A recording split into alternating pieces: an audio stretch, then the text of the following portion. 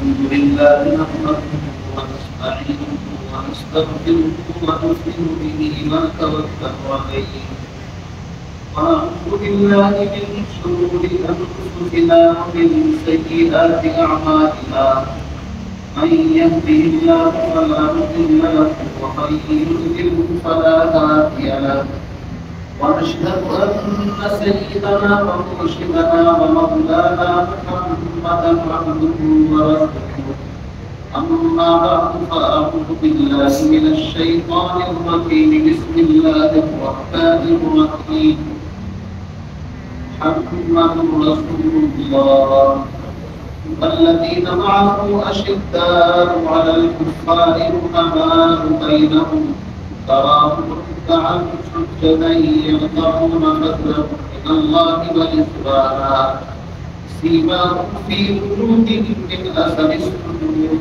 ذلك مثلهم في التوراة ومثلهم في الإنجيل وقال الله تبارك وتعالى لقد جاءكم رسول من أنفسكم عزيز عليه ما عنتم حريص عليكم بالمؤمنين رؤوف رحيم فإن تولوا فقل حسبي الله لا إله إلا هو عليه توكلت وهو رب العرش العظيم وقال النبي صلى الله تعالى عليه وسلم المرء مع من أحب وقال عليه الصلاة والسلام من أحيا بسنتي عند فساد أمتي فله أجر 100 شهيد أو كما قال النبي صلى الله تعالى عليه وسلم اللهم صل على محمد وعلى آل محمد كما صليت على إبراهيم وعلى آل إبراهيم إنك حميد مجيد اللهم بارك على محمد وعلى آل محمد كما باركت على إبراهيم وعلى آل إبراهيم إنك حميد مجيد يا رب صل وسلم دائما أبدا على حبيبك خير الخلق كلهم والحبيب الذي ترجى شفاعته بكل حول من الأحوال مقتربين أو كما قال النبي صلى الله تعالى عليه وسلم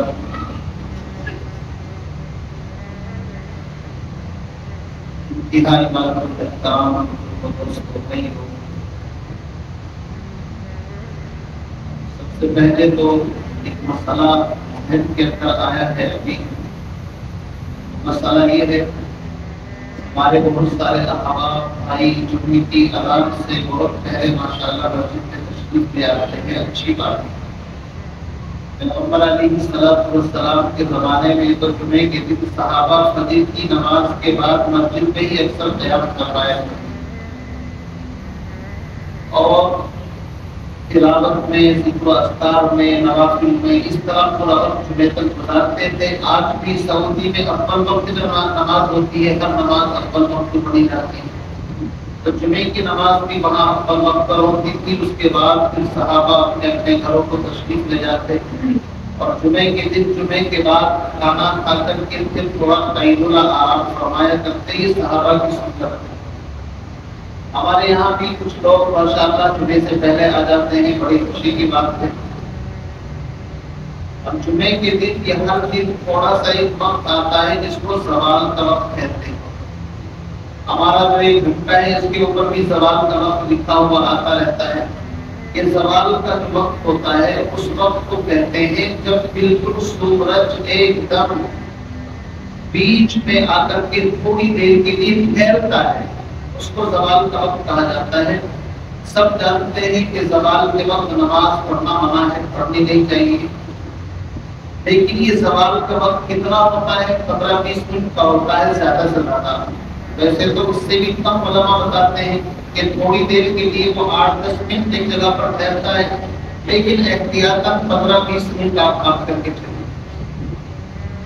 اور یہ زوال کا وقت جو ہے سردی گرمی موسموں کے اعتبار سے بدلتا رہتا ہے آپ یہ سمجھیں کہ فکس وقت ہوتا ہے ایسا کچھ نہیں ہے مثلاً بہت سے یہ سمجھتے ہیں کہ جب بالکل گھڑی کے اندر 12 بجتے ہیں تو زوال کا وقت ہو جاتا ہے. یہ بات سمجھتے ہیں کہ 12:30 جب ہوتے ہیں تو زوال کا وقت ہوتا ہے. یہ غلط فہمی ہے، ایسا ہرگز نہیں ہے. سردی گرمی موسم کے اعتبار سے جیسے سورج طلوع اور غروب ہوتا ہے اور مختلف اوقات کے اندر ہوتا ہے، ایسے ہی زوال کا وقت بھی ہوتا ہے.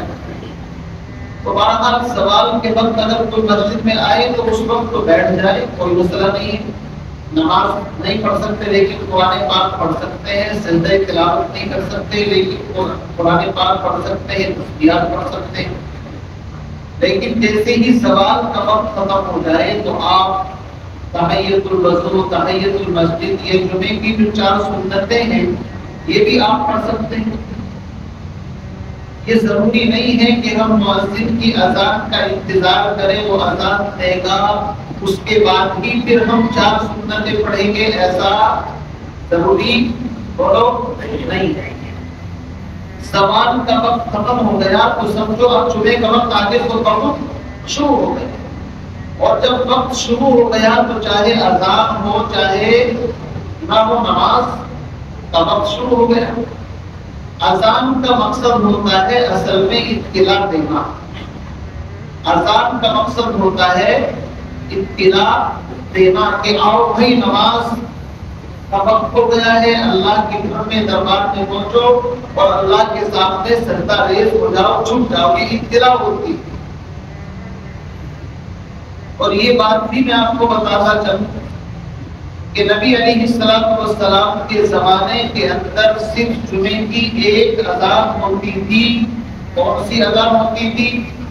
مسجد کے اندر جو آپ دیکھتے ہیں ایک ہی اذان جمعے کے لیے ہوتی تھی. وہ اذان دی گئی اور صحابہ مسجد کے اندر چونکہ پہلے سے میں نے بتایا موجود ہوتے تھے، ایک کا کوئی باہر رہ گیا تو بات الگ ہے اور جماعت کھڑی ہوئی نماز ہو جاتی. پھر حضرت ابو بکر صدیق کا زمانہ آیا، ایک ہی اذان ہوتی رہی. حضرت عمر ابن خطاب نے تقریباً 10-12 سال کا زمانہ حکومت کی، ان کے زمانے میں بھی ایک اذان ہوتی رہی. یہاں تک کہ پھر حضرت عثمان غنی رضی اللہ تعالیٰ عنہ کا جب دور خلافت آیا تو اس زمانے میں اسلام دور دور تک پھیل گیا. مدینے کی جو چھوٹی سی بستی تھی وہ بڑھتے بڑھتے اس کی آبادی 15-20 سال میں تو بہت کچھ ڈیولپمنٹ ہو جاتا ہے. مدینہ بھی بہت کافی دور تک پھیل گیا. تو اب وہ جو اذان دی جاتی تھی مسجد کے اندر اور اس اذان کے فوراً بعد نماز پڑھ لی جاتی تھی. اب صورتحال یہ پیش آئی کہ مدینے کی بستی بڑھ رہی ہے، لوگ نئے نئے مسلمان ہو رہے ہیں. اذان دیتے ہیں تو کچھ مجمع تو مسجد کے اندر ہوتا ہے اور کچھ مجمع مسجد سے باہر ہوتا ہے. اب کیا مسئلہ پیش آیا؟ مسئلہ یہ پیش آیا، قرآن پاک کی آیت ہے یا ایھا الذین آمنوا اذا قضیت الصلاۃ فی یوم الجمعہ فاسعوا الی ذکر اللہ وذروا البیع. سورۃ الجمعہ پارہ نمبر 28 اس کی آیت ہے. اے ایمان والو، جب جمعے کے دن جمعے کے لیے تم کو آواز دی جائے یعنی جمعے کی اذان دی جائے، فاسعوا الی ذکر اللہ، اللہ کے ذکر کی طرف دوڑو. ذکر سے مراد نماز کی طرف دوڑو. وذروا البیع، اور بیع تجارت خرید و فروخت ساری چیزیں کاروبار بالکل بند کر دو. اب یہ حکم ہے کہ جمعے کی اذان سن کر کے کاروبار کرنا جائز نہیں. جب جمعے کی اذان ہو جائے تو جمعے کی اذان کے بعد صرف وہ کام جو نماز سے تعلق رکھتا ہے وہ تو جائز ہے. مثلا وضو کر رہے ہیں، مسواک کر رہے ہیں، کپڑے بدل رہے ہیں، جس سے نماز کی کوشش مراد ہے. لیکن جمعے کی اذان ہو گئی، پتہ چلا ابھی گراہکوں کو سامان بیچ رہے ہیں، جمعے کی اذان ہو گئی، اپنے خرید و فروخت کے اندر دنیاوی کاروبار میں مشغول ہیں، تو قرآن نے پابندی لگائی ہے جائز نہیں ہے. تو صحابہ کے سامنے مسئلہ پیش آیا، کیا کریں بھائی، آبادی بھی بڑھ گئی، حالات ایسے ہیں. تو نبی علیہ السلام کے زمانے میں ایک اذان دو مقصدوں کے لیے ہوتی تھی. ایک اذان ہوتی تھی لیکن مقصد کتنے تھے؟ تو ایک مقصد تک تو یہ تھا جو مسجد میں نہیں ہے وہ آ جائے، اور دوسرا مقصد یہ تھا جو مسجد میں ہے وہ ریڈی ہو کر کے اپنی نماز ادا کر لے. تو حضرت عثمان غنی رضی اللہ تعالیٰ عنہ کے دور خلافت کے اندر صحابہ میں مشورہ ہوا، میٹنگ ہوئی. آپ امیر المؤمنین ہیں، خلیفۃ المسلمین ہیں، اور خلفائے راشدین جو ہوتے ہیں ان کا اتباع کرنے کا بھی اللہ کے نبی نے حکم دیا ہے. علیکم بسنتی وسنت الخلفاء الراشدین المہدیین، لوگوں میرے طریقے کو فالو کرو اور میرے بعد جو خلفائے راشدین ہیں ان کے طریقے کو فالو کرو. یہ دین ہے. تو حضرت عثمان غنی رضی اللہ تعالیٰ عنہ کی جو پارلیمنٹ کی شورا کی اراکین تھے ان سے مشورہ کیا کیا کرے بھائی. آبادی بڑھ گئی ہے، اذان دیتے جماعت کھڑی کرتے تو لوگوں کی نماز نکل جاتی ہے بہت لوگ، اور بہت سے اذان کے بعد اگر کاروبار میں لگ رہے ہیں تو وہ گناہ کے اندر مبتلا ہو رہے ہیں. گناہ بھی تو ملے گا نا کہ اذان ہو گئی. تو مشورے سے یہ طے پایا کہ دو اذانیں الگ الگ کر دی جائیں. ایک اذان تو وہ رہے جو امام کے سامنے خطبے سے پہلے منبر کے سامنے پڑھی جاتی ہے، اس اذان کو تو اسی حال پر رکھا جائے. اس کا مقصد ان نمازیوں کو اطلاع کرنا ہے کہ بھئی جماعت بالکل ایک دم کھڑی ہے. اس کو تو ہم ختم نہیں کر سکتے چونکہ یہ تو اللہ کے نبی کے زمانے سے چلی آ رہی ہے. البتہ جو باہر کا مجمع ہے اس کی اطلاع کے لیے 10-5 منٹ پہلے ایک اذان کا اضافہ اور کیا جائے تاکہ وہ لوگ بھی جو مدینے سے باہر محلوں کے اندر رہتے ہیں اپنا کاروبار بند کر کے جلدی سے مسجد میں پہنچ جائیں. صحابہ کرام کا اس کے اوپر اجماع ہو گیا. اجماع کہتے ہیں کسی مسئلے کے اوپر جو اہل علم ہیں، اصحاب الرائے ہیں، وہ مہر لگاتے ہیں تو اس کو اجماع کہتے ہیں کہ اس کو کوئی فعل نہیں کر سکتا، ختم نہیں کر سکتا. جس عمل کے اوپر اللہ کے نبی کی مہر ہو یا صحابہ کی مہر ہو، دنیا میں کوئی مسلمان اس عمل کو ختم نہیں کر سکتا. اس زمانے سے آج تک یہ دو اذانوں کا سلسلہ چل رہا ہے. اب اس میں بھی پھر ایک گڑبڑ ہو گئی. وہ گڑبڑ یہ ہو گئی کہ جو پہلی اذان ہے اور دوسری اذان ہے اس میں بھی ایک لمبا فاصلہ ہوتا ہے. کتنا لمبا فاصلہ؟ 4 گھنٹے کا، 40 منٹ کا، 45 منٹ کا.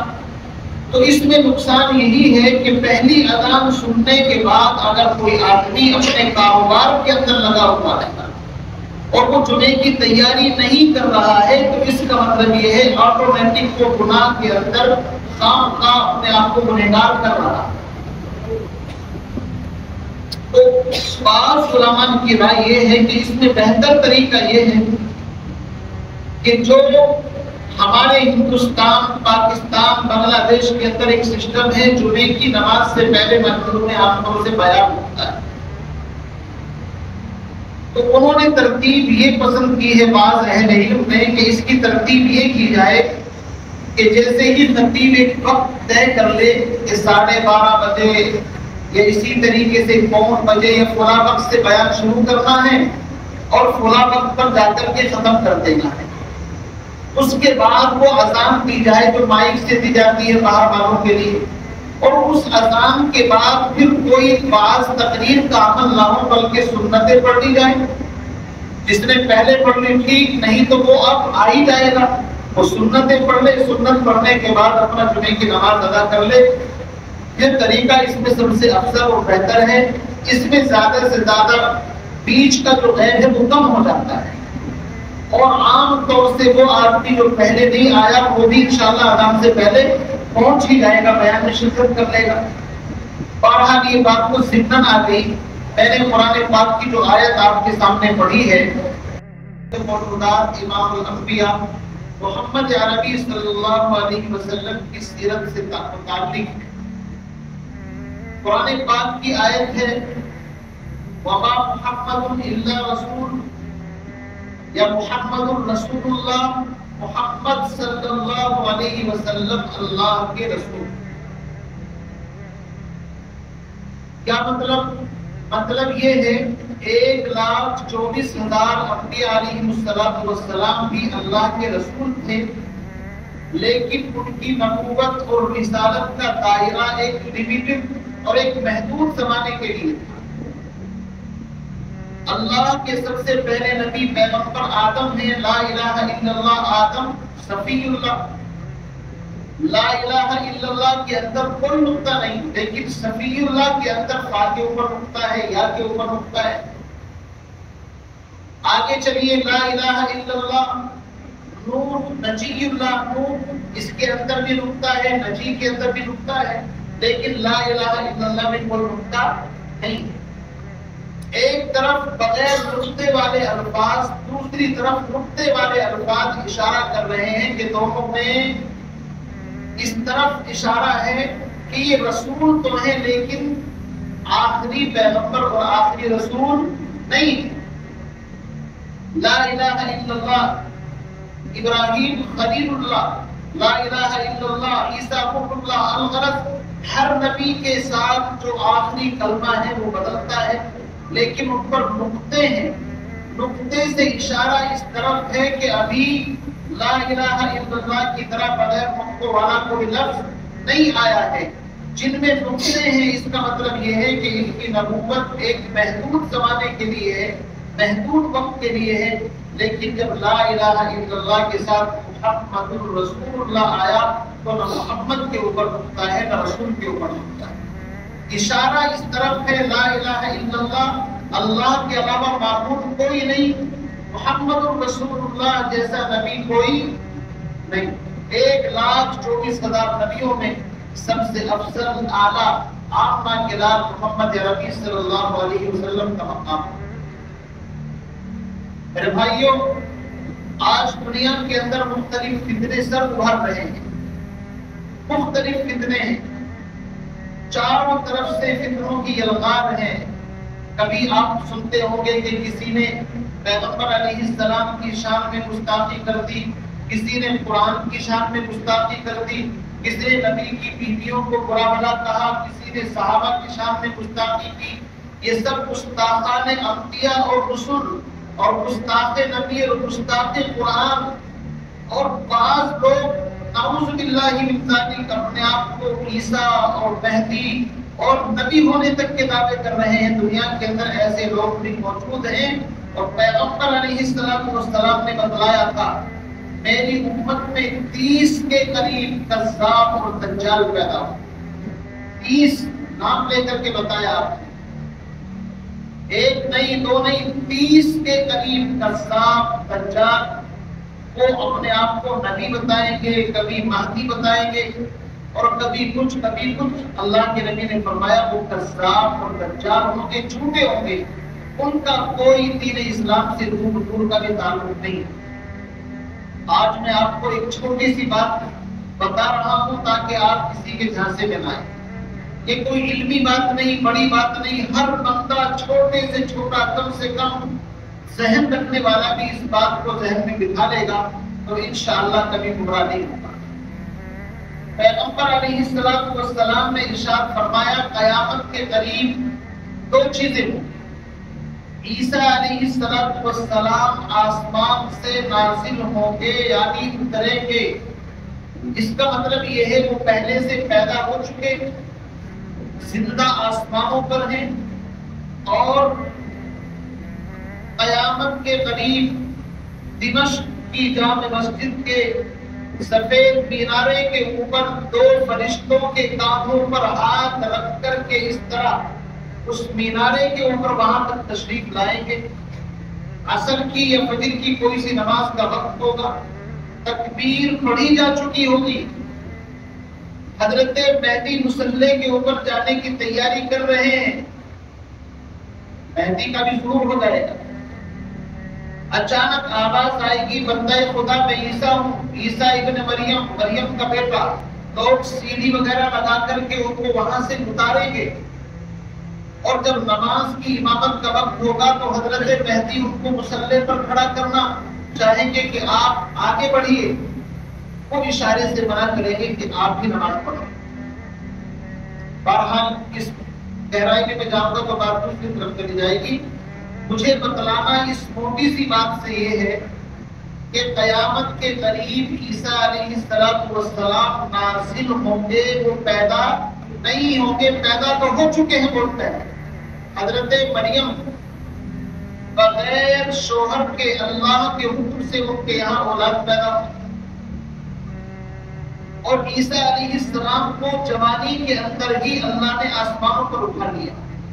وہ زندہ ہیں ایک مخصوص کام کے لیے، ابھی اللہ نے بچا کر کے رکھا ہے ان کو. وہ کام کیا ہے؟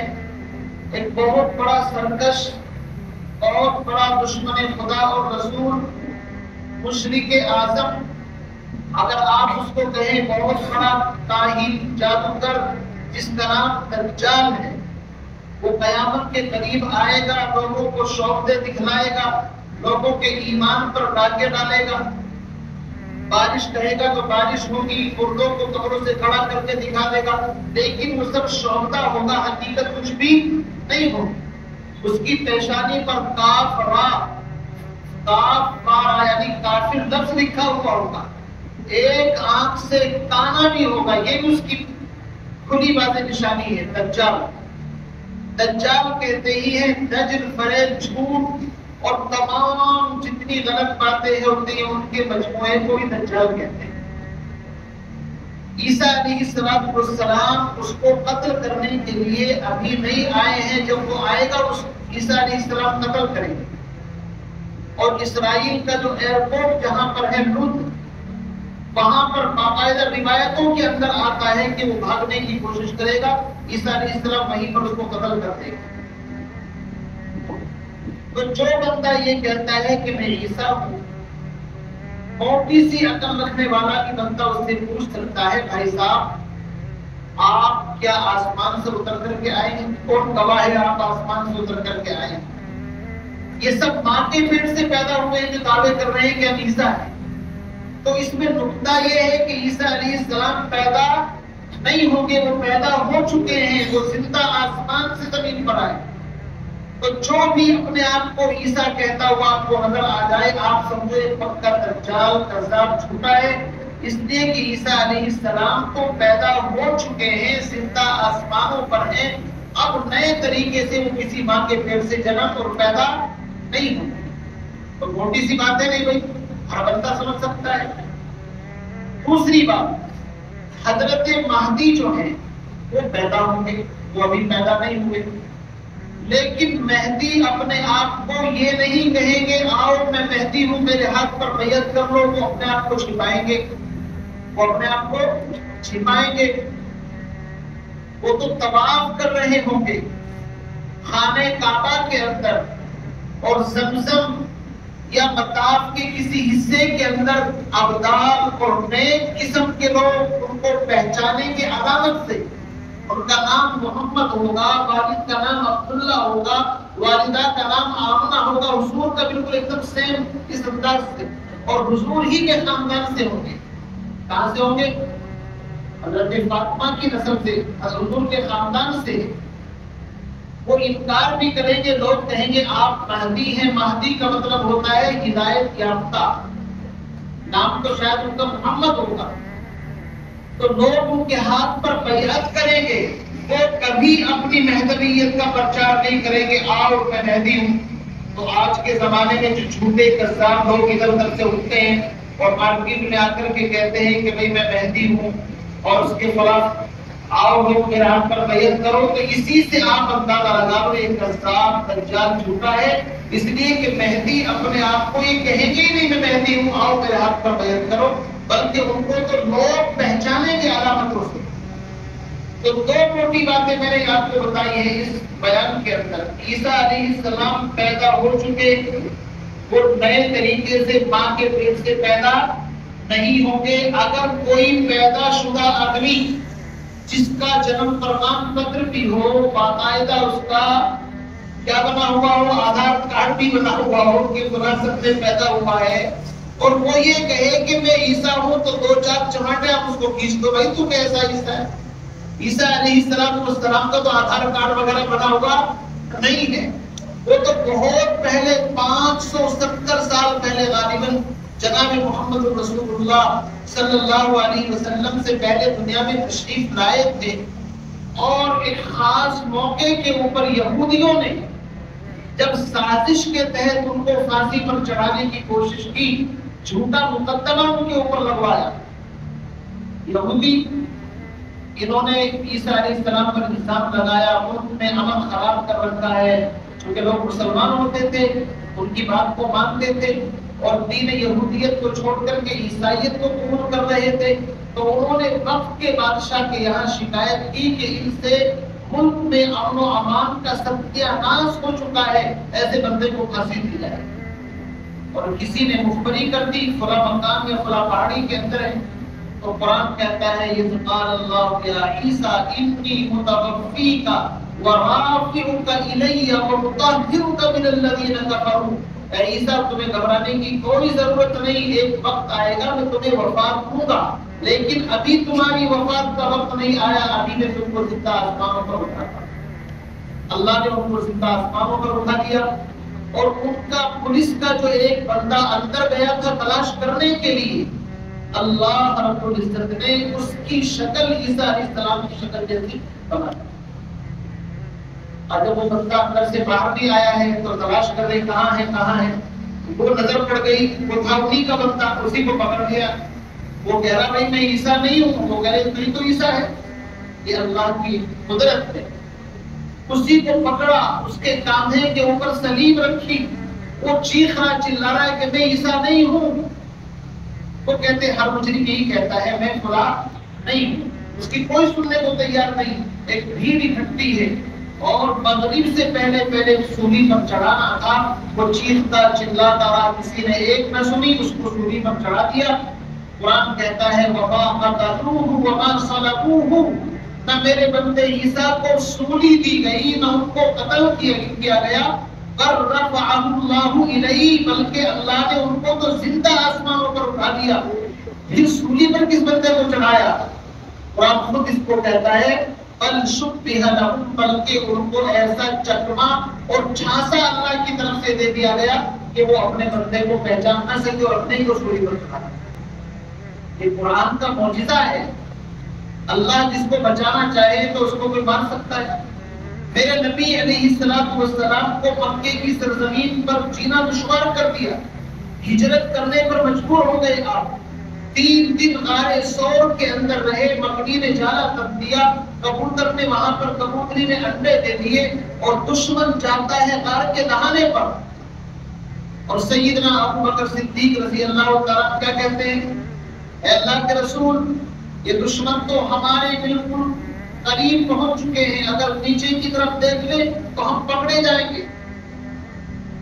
اللہ نے تسلی دی لا تحزن ان اللہ معنا، گھبراؤ نہیں، ہمارے ساتھ اللہ ہے، اور جس کے ساتھ اللہ ہوتا ہے واللہ خیر الماکرین، اللہ کی چال، اللہ کا پلان سب سے بیسٹ پلان ہوتا ہے، اس کو کوئی وہ نہیں کر سکتا۔ تو عیسیٰ علیہ السلام کے معاملے میں یہی ہوا، رفعہ اللہ الیہ، اللہ نے زندہ آسمانوں پر اٹھا دیا۔ یہودی دنیا آج تک اس سوال کا جواب نہیں دے سکے کہ اگر عیسیٰ کو ہم نے سولی پر چڑھایا ہے تو پھر ہمارا بندہ کہاں گیا؟ آج تک وہ نہیں ملا، اور اگر یہ ہمارا بندہ ہے تو پھر عیسیٰ کہاں گئے؟ قرآن جواب دیتا ہے آؤ ہمارے پاس آؤ، ہم جواب دیں گے۔ پر رفعہ اللہ الیہ، اللہ نے ان کو زندہ آسمانوں پر اٹھا دیا۔ وَكَانَ اللَّهُ عَزِيزًا حَكِيمًا، اللہ نے کہا کہ کسی کی عقل میں شاید بات نہ آئے، وہ سوچے یار ایسے کیسے زندہ آسمانوں پر جا سکتا ہے؟ اللہ نے جواب دیا وَكَانَ اللَّهُ عَزِيز، عزیز کہتے ہیں غالب، پوری سپر پاور طاقت جس کے پاس اس کو عزیز کہتے ہیں۔ اللہ نے جواب دیا میں عزیز ہوں، سپر پاور طاقت ہوں، میں جو چاہو کر سکتا ہوں، اور آگے فرمایا حکیم بھی ہوں، میری حکمت تمہاری عقل میں آ جائے کوئی ضروری بات نہیں ہے، تمہاری عقل مانے یا نہ مانے۔ وَكَانَ اللَّهُ عَزِيزًا حَكِيمًا، یہ کام اللہ نے کیا ہے، اور 100% اس کے اوپر ہمارا ایمان ہے کہ اللہ نے ان کو زندہ آسمان پر اٹھایا۔ قیامت کے قریب آئیں گے، لہذا آج کے اس زمانے کے اندر اگر کوئی اپنے آپ کو عیسیٰ کہے، مہدی کہے، وہ کذاب، دجال، جھوٹا ہے، فروڑی ہے، وہ نہ عیسیٰ ہے اور نہ نعوذ باللہ وہ مہدی ہے، بلکہ وہ کچھ بھی نہیں، وہ شیطان کا ایجنٹ ہے، وہ مرزا غلام احمد قادیانی کا ایجنٹ ہے، جو نبی کی نبوت کے اوپر ڈاکہ ڈالتا ہے، جو نبی علیہ السلام کی ختم نبوت پر حملہ کرتا ہے، وہ مسلمان تو کیا وہ امتی کہلانے کا بھی مستحق نہیں۔ آج کے زمانے میں فتنے سر اڑا رہے ہیں۔ ہم چونکہ محدود سرکل کے اندر رہتے ہیں، اس لیے ہمیں پتہ نہیں چلتا۔ آپ دنیا کے حالات اگر پڑھیں گے اور دنیاوی حالات سے باخبر ہوں گے تو ہر نئے دن کوئی نہ کوئی ایسا فتنہ وجود کے اندر آ رہا ہے جس نے امت مسلمہ کو جھنجھوڑ کر کے رکھ دیا۔ اس لیے ائمہ کی، علماء کی ذمہ داری ہے کہ وہ اپنے جوڑوں کے خطبوں میں اپنے عوام کو ان چیزوں سے واقف کرائیں جو موٹی موٹی باتوں کا بھی بہت سے لوگوں کو پتہ نہیں ہے اور اچانک وہ کسی کے جھانسے میں آ جاتے ہیں۔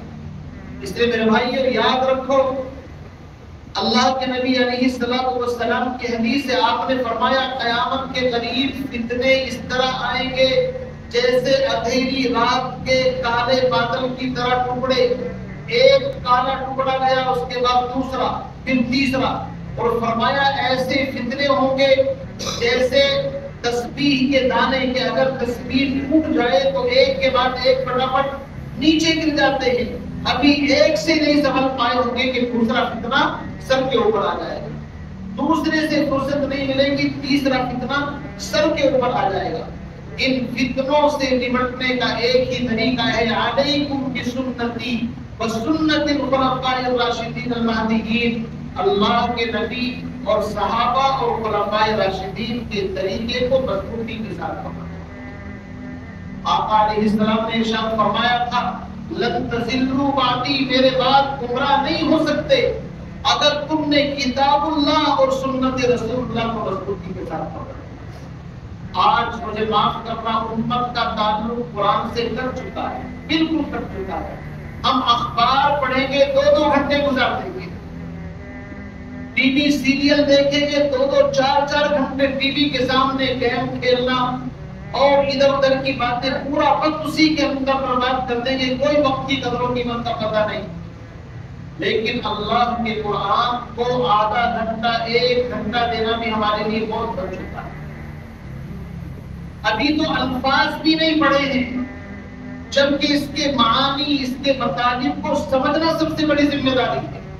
الفاظ پڑھنے پر ثواب تو مل جائے گا، لیکن اس الفاظ کے اندر اللہ فرما کیا رہے ہیں جب تک آپ نہیں سنو گے پتہ نہیں چلے گا۔ آپ کی مسجد میں فجر کے بعد 15-20 منٹ روزانہ درس قرآن ہوتا ہے۔